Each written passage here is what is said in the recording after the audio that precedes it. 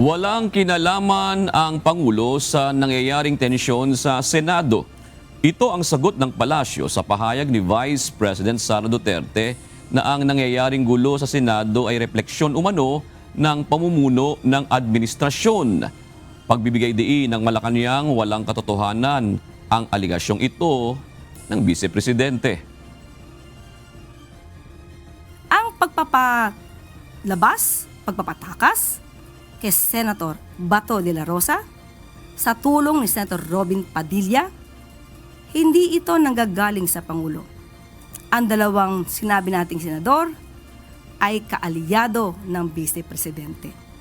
So hindi totoo na patungkol daw sa kahinaan ng liderato sa administrasyon, kung hindi ito ay sa patuloy na pang-aabuso sa kapangyarihan para lamang sa kanilang mga kaalyado.